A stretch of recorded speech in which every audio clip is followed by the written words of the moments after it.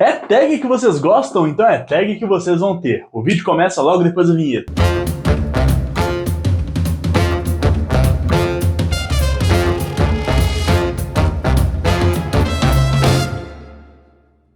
Bem, gente, como vocês já viram no título, hoje vamos responder a tag Sim, Sim, Sim. Eu vi essa tag lá no canal do Navegando, extinto canal Navegando, saudoso. Mas é uma tag muito interessante, porque ela é uma derivação da tag Nananão. A tag Nananão a gente fala muito sobre as coisas que a gente não gosta nos livros, livros que não gostamos, coisas que não funcionaram pra gente. Enquanto a tag Sim, Sim, Sim é uma versão mais positiva disso tudo, né? A gente fala sobre o que a gente gosta, sobre livros que a gente gostou, que nos marcaram, elementos de livro que nos interessam, então acho que combina muito aqui com Pela Capa. Então, bora começar essa tag. Final de livro Sim, Sim, Sim. Final de um livro que você amou muito ou te deixou inspirado. E para responder esse item da tag, eu vou colocar aqui A Grande Caçada, o volume número 2 de A Roda do Tempo, escrito pelo grande Robert Jordan.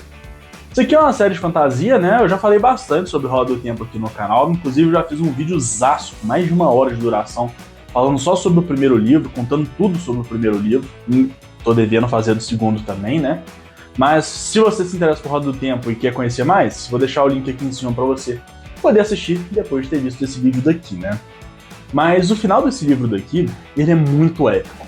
E ele culmina várias coisas que são apresentadas lá no primeiro livro também. Então é a grande catarse de toda essa trama e desses personagens que a gente está acompanhando há quase 1.300 páginas. Então é muito interessante. Eu não quero dar spoilers aqui, já deixo claro que nesse vídeo daqui não vão ter spoilers, você pode ficar bem tranquilo. Mas aqui cria um cenário tão interessante que é impossível você terminar esse livro aqui e não querer ler o próximo logo em seguida. Eu tive que me segurar bastante, porque senão eu ia ficar só lendo Roda do Tempo e não ia ter conteúdo para fazer aqui no canal para vocês. Mas se você está querendo uma série de fantasia inacreditável e que tem uns livros como esse daqui no seu catálogo, Roda do Tempo é uma excelente recomendação. Segunda pergunta da tag, protagonista Sim, Sim, Sim, um protagonista que você adora. E não tinha como ser outro para mim, além de Uhtred Uhtredson de Bebbanburg, protagonista de As Crônicas Saxônicas. São 13 livros, eu ainda estou na leitura do 8º, e vários motivos me levaram a escolher o Uhtred nessa opção aqui. Primeiro de tudo, foi porque o Uhtred, tirando histórias em quadrinhos, tipo Super-Homem, Batman, essas coisas, é o personagem que eu acho que eu mais vi obras com ele. Já foram 8 livros acompanhando o mesmo personagem. Antes tinha sido o Harry Potter, ali com 7 livros. Em questão de volume de história que eu tava acompanhando ele, né? Mas aqui o Uhtred é um personagem muito interessante. A gente acompanha ele desde a sua infância. Realmente, desde que ele era um molequinho até a sua idade adulta. Onde eu tô no livro, ele já tava beirando ali os 50 anos. Então, a gente acompanha muito sobre a vida dele, desde o começo. A gente acaba descobrindo esse mundo inteiro junto com ele. Em quem confiar, em quem não confiar. E também tem uma trapaça aqui, né? Porque toda a história é contada através do ponto de vista dele também. Ele é o narrador da história.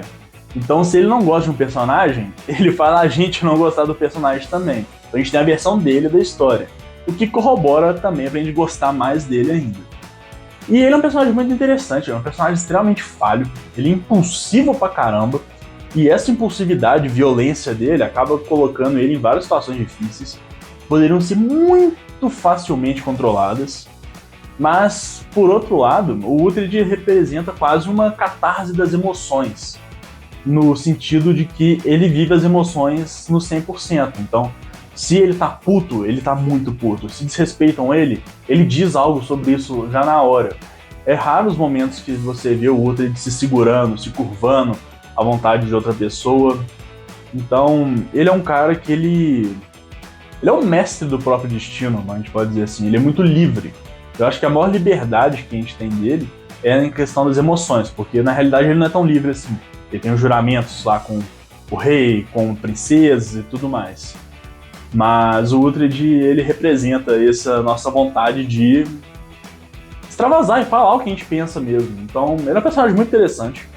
São 13 livros, então é uma saga complicadinha de entrar só pelo volume, porque os livros são um deleite de ler. Fica aqui mais uma belíssima recomendação e a resposta número 2 da nossa tag Sim, Sim, Sim. Terceira pergunta da tag, série Sim, Sim, Sim, uma série de livros que você adora. Eu quero falar aqui muito de A Companhia Negra.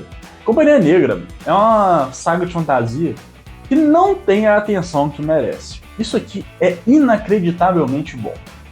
Aqui a gente acompanha uma gangue de mercenários chamados de A Companhia Negra, e eles vendem seus serviços para quem paga mais. Só que eles acabam se envolvendo com a galera muito barra pesada, bem mais que o normal. Aqui eles acabam se envolvendo com uma tirana que já tinha governado o mundo há muitos anos atrás, questão de séculos mesmo, é uma grande feiticeira, e que tá querendo governar a porra toda de novo. Então a Companhia Negra se alia a ela e se envolve em várias tramas políticas, guerras inacreditáveis, tem cenas de batalha muito interessantes. E aqui no Brasil a gente tem 3 livros lançados de A Companhia Negra, o que é bom e ruim ao mesmo tempo. Ruim porque só tem 3, lá fora a gente tem muito mais coisa lançada. Mas o bom é porque as histórias de A Companhia Negra são agrupadas em arcos. E apesar de você não conseguir ler o segundo arco independentemente do primeiro, o primeiro arco você consegue ler ele tranquilão e ter um final satisfatório para a aventura que você acompanhou.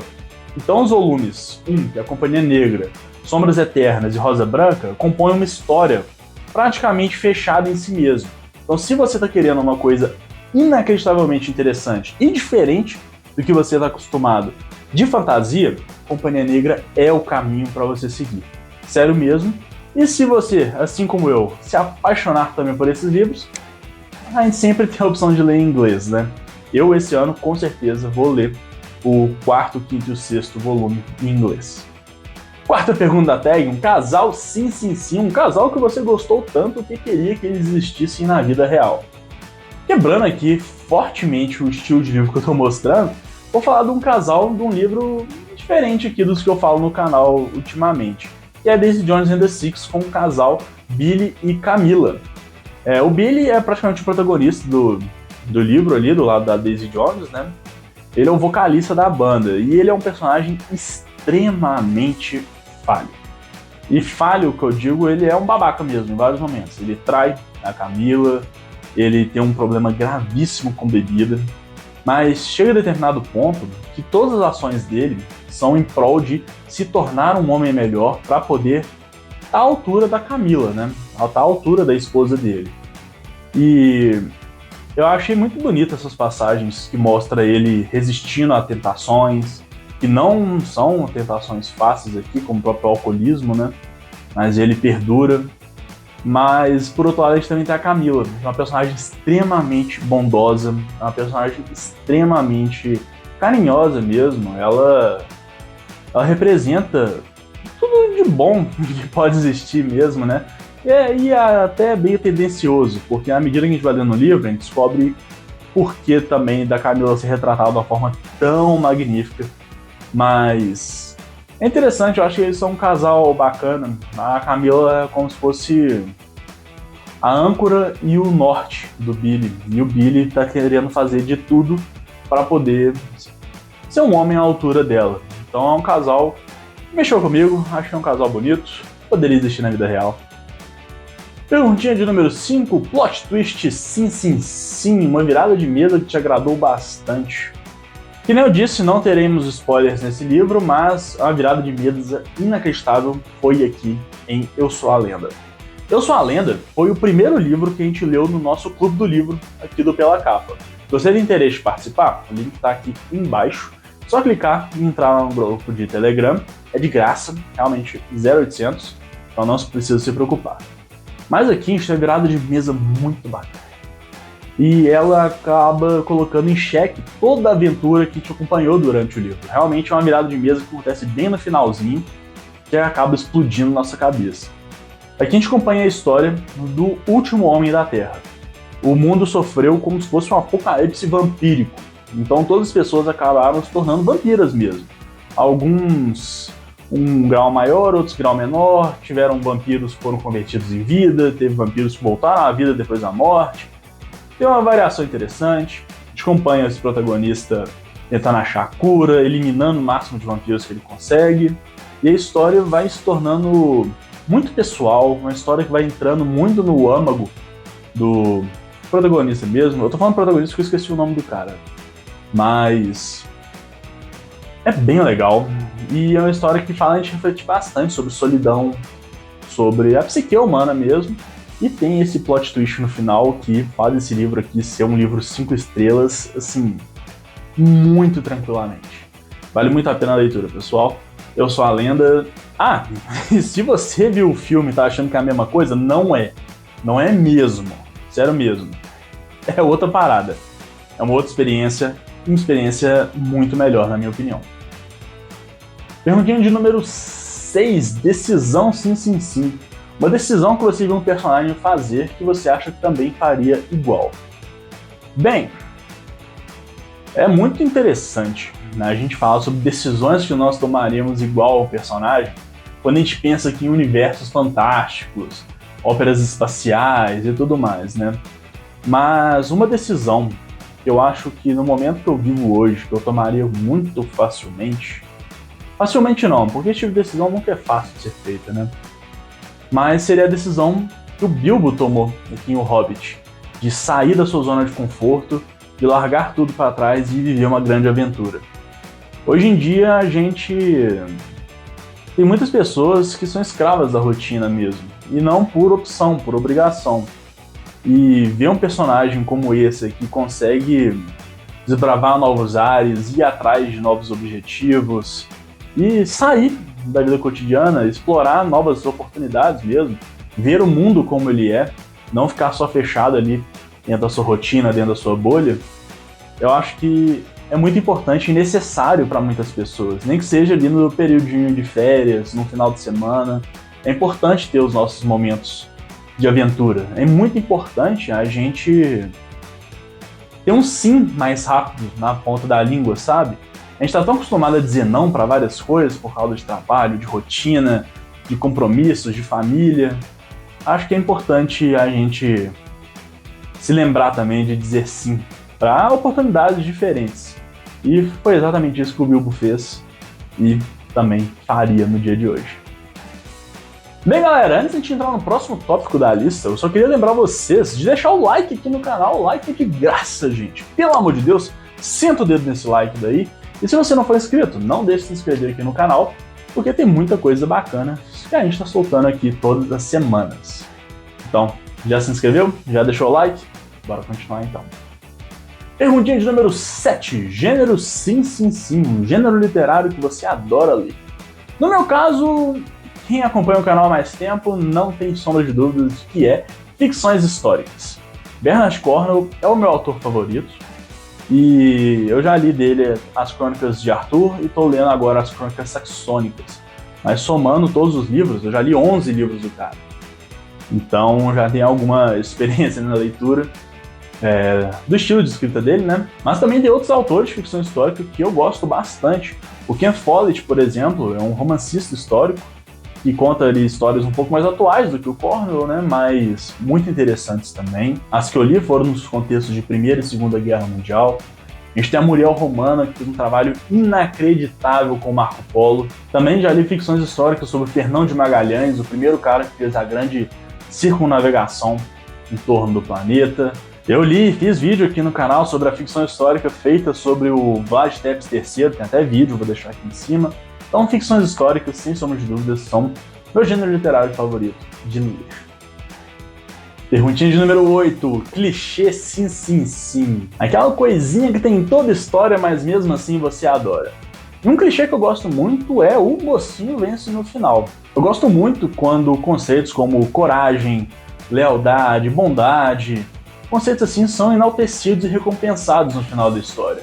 Acho que até por isso que eu ainda não comecei a ler as Crônicas de Gelo e Fogo, né, o Game of Thrones, porque é uma história que acaba glamorizando e recompensando bastante personagens egoístas, perversos, maldosos mesmo, né? E é uma coisa que não me chama muita atenção, sendo bem sincero. Mas esse é um clichê que tá em quase todas as histórias e eu adoro, sério mesmo. Perguntinha de número 9, recomendação sim, sim, sim, livro que te recomendaram que você está doido para ler. E quem me recomendou esse livro foi meu amigo Rafael Calil, que me recomendou Battle Royale. Esse aqui é literalmente o pai do estilo Battle Royale, né? Jogar um monte de gente na arena e até sobrar só um. E é um livro japonês, se não me engano, e que realmente estreou esse gênero no mundo inteiro, e tá mega popular hoje em dia. A Pipoca Nankin esse ano anunciou que vai lançar os mangás de Battle Royale aqui no Brasil também. E são mangás que o próprio autor do livro teve envolvido, então tá me chamando muita atenção.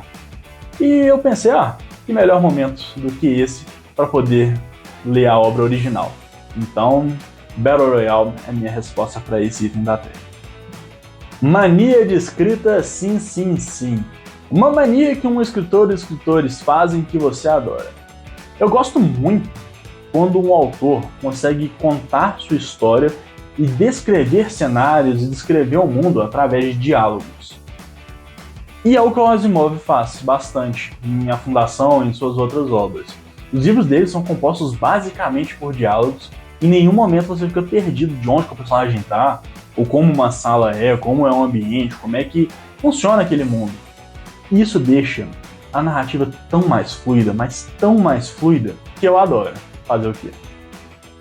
Perguntinha de número 11, um livro sim, sim, sim, um livro que você acha que todo mundo deveria ler.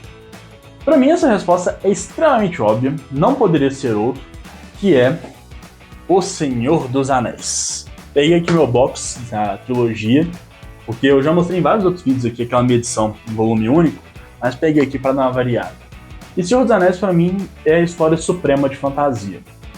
E ela tem tantos valores e tantas coisas interessantes para contar que eu acho muito necessário que todo mundo leia. Se eu puder indicar um livro para todas as pessoas do planeta, é O Senhor dos Anéis. Aqui a gente tem uma história muito interessante, porém extremamente simples. Realmente é uma história absurdamente simples. É um bando de gente querendo derrotar um vilãozão e jogar um anel no fogo. Basicamente é isso. Não tem muito mistério. E não é porque ela não é complexa que ela não é profunda. Aqui o Tolkien explora vários conceitos e enaltece vários valores, como amizade, lealdade, companheirismo, sobre fazer o bem e fazer o que é correto mesmo quando as coisas estiverem difíceis. Aqui o Tolkien ele tem uma narrativa inacreditável sobre a importância de ver a beleza nas pequenas coisas, não menosprezar o que você acha que é insignificante, e também de ter uma vida mais simples e plena em contato com a natureza, apreciar os pequenos momentos e apreciar os bons momentos entre amigos. Essa aqui é uma história extremamente maniqueísta também. Os personagens do livro eles são do bem ou são do mal, e eu não acho isso um problema, porque isso ajuda também a criar uma narrativa um pouco mais esperançosa e bondosa. Muitas vezes diferenciar o bem do mal, o certo e o errado é difícil, mas às vezes também não é. Então prega você querer fazer o bem acima de tudo. É uma história que depois que eu li, eu sinto que eu mudei bastante. A minha relação com amigos e família mudou, a forma como eu vejo a minha própria vida, a forma como eu notei que eu comecei a apreciar mais essas pequenas coisas também do cotidiano. Então, é uma obra incrível. Eu recomendo para todas as pessoas. E sem sombra de dúvidas, é a melhor resposta que eu poderia dar para esse item da tag. Perguntinha número 12, vilão sim, sim, sim. Um vilão que você gostou tanto que acabou torcendo por ele. E vou falar aqui de Félix, de O Homem de São Petersburgo. O Félix, ele aqui é um cara muito interessante. E o Ken Follett também é muito safado, né? A gente acaba acompanhando essa história aqui, dividida pela ótica de vários personagens, e o Félix é um dos que mais tem destaque entre essa divisão de capítulos. Mas quem que é o Félix? Félix é um anarquista russo que está querendo assassinar um diplomata russo que viajou para a Inglaterra para negociar a entrada conjunta, tanto da Rússia quanto da Inglaterra, na Primeira Guerra Mundial contra a Alemanha. E o Félix, ele quer fazer isso porque os ânimos entre a Rússia e a Inglaterra, apesar de serem bons, tem uma fragilidade, que é a Inglaterra acabar aceitando vários refugiados políticos anarquistas da Rússia no país dele. E ele acredita que se ele assassinar esse diplomata, os ânimos vão se esquentar de novo, né? Porque o Félix é um anarquista, e a Rússia não vai entrar na guerra. E o motivo que ele quer fazer isso, de certa forma, é nobre. Os meios dele são muito escusos, mas o motivo no final é meio nobre. A Rússia passa uma fome inacreditável, um inverno muito rigoroso, maioria da população na miséria, e se ela entrasse na guerra, iam ser essas pessoas na miséria que iam acabar tendo que ir arriscar a vida na linha de frente, para uma guerra que não tem nada a ver com eles. É uma guerra que a Alemanha tá atacando os aralhos ali na Europa mesmo, mas não chegou na Rússia. Eles não estão lutando para defender o território, eles estão entrando na guerra de outra pessoa. Então, essa é a motivação do Félix, e a gente acompanha muito o raciocínio dele e tudo mais. E apesar de todos os meios dele serem extremamente escusos, basicamente ele é um terrorista também, né? A gente gosta muito dele, a gente acaba torcendo por ele. Tem alguns momentos ali que a gente está acompanhando a narrativa, a gente está vendo que está quase sendo pego ali, a gente fica nervoso, mas você fala, não, pera. É o vilão, ele tem que ser pego, caramba. Mas vale muito a pena. Tem vídeo aqui no canal dele também, vou deixar aqui em cima. Última perguntinha na tag, perguntinha número 13, autor sim, um autor que você já se encantou por ele desde o primeiro livro. E para mim foi Haruki Murakami. Eu li esse daqui, Homens Sem Mulheres. É um compilado de contos que aborda muito sobre essas histórias da solidão, principalmente em relação à figura feminina. E é muito interessante, uma escrita extremamente fluida, muito diálogo e histórias extremamente inventivas e criativas. Eu gostei muito e foi o meu primeiro contato com literatura japonesa também, que pode parecer bobagem, mas tem um estilo muito próprio e diferente do que a gente está acostumado. Então me agradou bastante. Eu ainda estou enrolando para ler outras obras dele, mas agora, no mês de abril, eu vou ler Haruki Murakami a dar com pau, vocês vão ver, porque eu tô muito afim, sério mesmo. Essa vontade está crescendo dentro de mim desde que eu li esse livro e chegou num ponto que eu não consigo segurar mais.